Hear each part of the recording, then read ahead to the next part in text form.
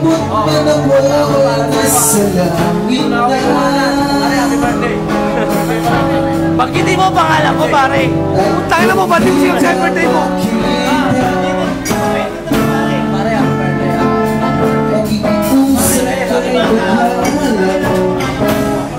Straight ka, di ba?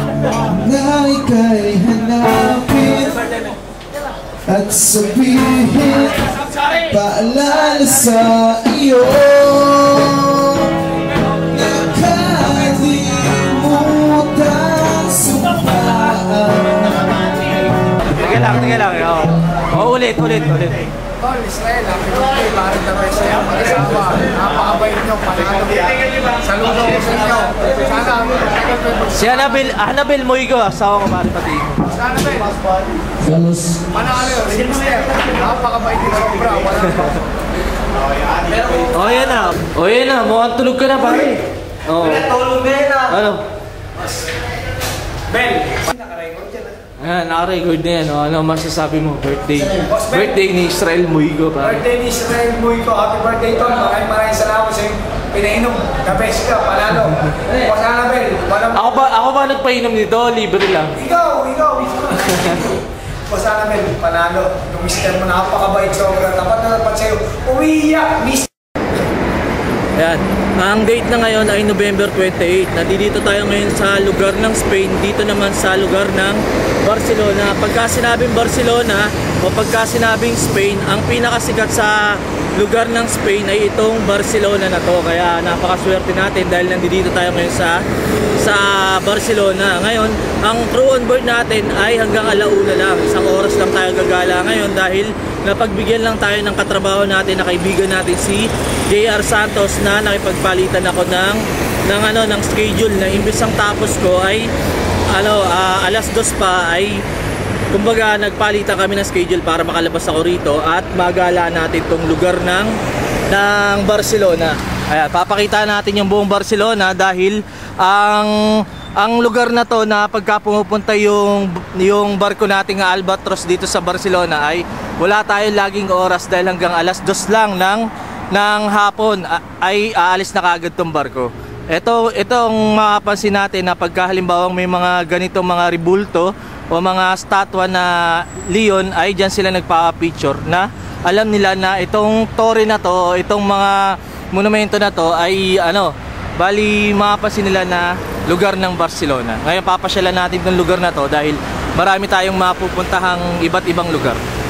Yan, ngayon inuumpisa natin galain itong kalsada na to o kalye na to na hanggang dun yan sa dulo na lilibutin natin na bawat mga gilid-gilid ay mapapansin natin na may mga ganitong mga klaseng statwa. Ito yung mga ganitong klaseng statwa ay totoong tao to na gumagawa sila nagki-create sila ng mga iba't ibang klaseng kumbaga matuwa yung mga pasahero mga pumupunta rito na tulad yan, hindi yan gumagalaw pagka halimbawang nilagyan mo ng barya ay kikilos at gagalaw yan para matuwa yung mga pasaherong nanonood. Ayan, tulad yan na pagka hinulugan mo ng coins ay kusang gagalaw yan dahil yan ay totoong tao. Habang may mga pasahero dito na pinanonood yung mga iba't ibang mga statwa na ginagawa nila. Ayan, habang dito naman andito yung mga iba't ibang klaseng mga souvenir. Ito yung mga fridge magnet ng lugar ng Barcelona. Ayan, tulad yan, mga fridge magnet yan. Ngayon pupunta tayo ron dahil marami pang mga lugar na pwede nating mapasyalan. Ayan, tapos dito naman meron naman mga nakaukit na ganitong klaseng mga illusion. Yan, noong noong 1887, 1964. Yan, papunta tayo ron. Ayan, tapos dito naman merong boutique shop. Yan, ang nakalagay ay Pep Show. O kaya dito sa kabila naman ay bar sex shop. Ayan, dito sa lugar na to ay masyadong sibilisado.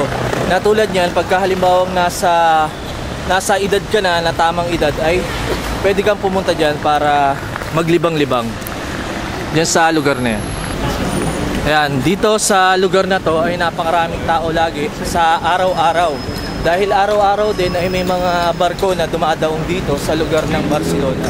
Kaya dati-dati ay pinupuntahan natin to ay na maraming mga statwa na totoong tao na nagpapasikat dito sa bawat kanto na to. Kaya lang, nagkataon na hindi natin makita. Kaya titignan pa natin doon, baka nandoon sila. Kasi may oras, may araw na hindi sila yun ang pinakatrabaho nila rito. Pero alamin natin sa ibang lugar. Ayan.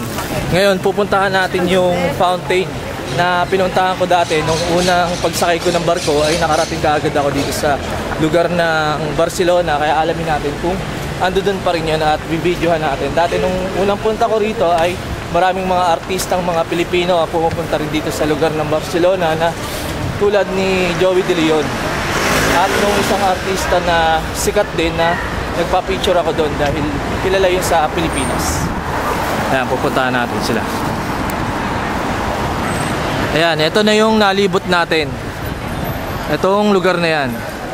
Tapos may nakalagay naman dito na ayan, Banco Espanyol de Credito.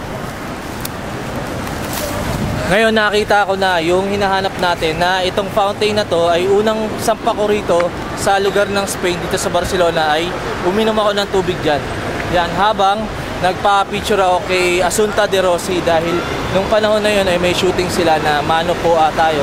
O nung panahong 2006 pa yun, unang pagbabarko ko sa barko ng Sagaros. Ayan. Punta na tayo doon, babalik na tayo. Marami pa sana tayong pwedeng mapuntahan, kaya lang wala na tayong oras, mauubusan tayo ng oras dahil isang oras lang tayo gagala dito sa lugar ng Barcelona. Ayan, habang dito naman ay bilihan, mga pet shop to, itong lugar na to. Ayan, habang may squirrel na kumakain yan.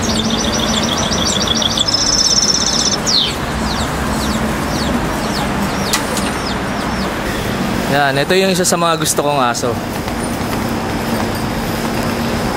Yan, ganyang klase ng aso. At itong isa pa. Hello! Yan, kambal yan. Yan, dito naman sa lugar na to ay ito yung Wax Museum. Yan, pinapakita nila sa Monitor TV na itsurang parang tao yung mga ginawa nila rito. Ayan, pagka alamin natin, ayan o. Ayan yung mga wax na gawa rin ng tao. Nakala mo ay totoong tao rin. Ayan. Diyan sa lugar na yan, magbabayad ka. Ang halaga niyan ay 40 euros. Ayan.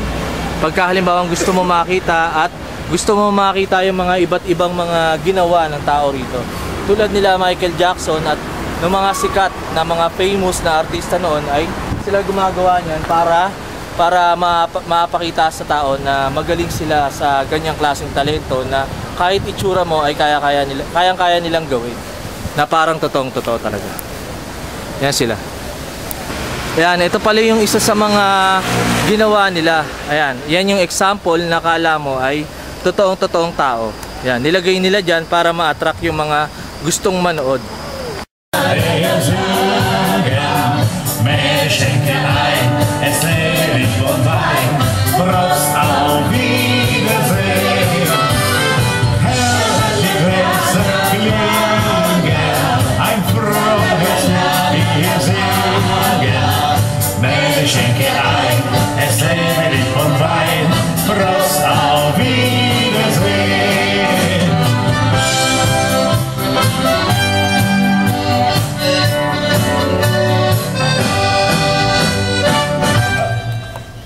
Yan, habang nagpa-practice yung mga...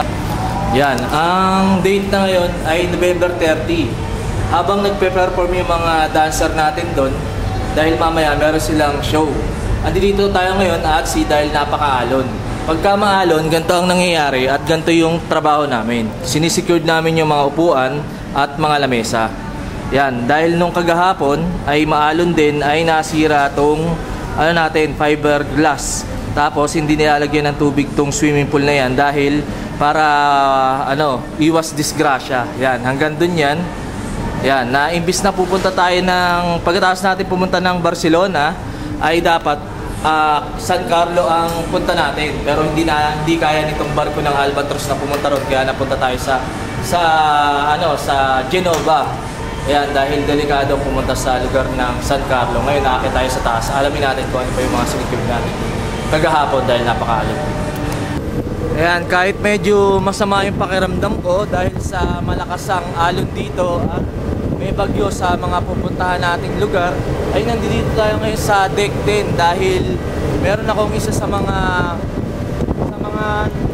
na-discover dito sa deck 10 na meron tayong video na scandal na ikukwento ko na siguro mga madaling araw, bandang mga alas 2 o alas 3 na madaling araw, pero hindi ko na alam kung anong taon yun. May babae at lalaki dito na nandito sila. Yan. Imagine nilang natin na kunwari gabi. Yan, medyo umuulan kasi, umambon eh. Na nandiyan silang dalawa, babae at lalaki, at etong carpet na to ay ibang kulay pa. Siguro mga kulay blue o green, ganun. Basta malalaman din natin yung sa videos. Tapos maraming mga naka-files pa dyan ng mga sunbeds. Yan, nandito sila. At pagkatapos nun, nandito yung babae at lalaki. Siguro mga madaling araw yun, mga alas 2 o alas 3 na madaling araw. Nandito sila sa bahaging yan. Tapos habang nandito naman yung nagbi-video na siguro hindi nila akalain na merong tao rito. Dahil yan, nandiyan yung babae at lalaki na nagsisex. Tapos siguro ang nagbi-video sa kanila ay nandoon sa pinakataas at hindi nila alam na binivideo na pala sila. Siguro ang nagbi-video nun ay fire patrol o kaya fire guard dyan sa pinakataas na yan. Yan, ngayon aakyatin natin. Yan, ngayon inakyat na natin. Nandito yung nagbi-video. Yan, inakyat natin. Nandito na tayo ngayon sa taas habang nakatali lahat dito yung mga tangke. At nandito yung mga ibang mga sandbeds. Tapos andito yung siguro andito yung lalaki na nagtatago dito sa lugar na to. At meron siguro siyang camera o galing sa cellphone. Yon, tapos andito yung babae at lalaki na nakalatag dyan at merong isang sunbed dito para makahiga ng maayos yung babae habang gumagawa sila ng kakaiba dyan sa upuan na yan noong mga panahon na yun, noong mga madaling araw.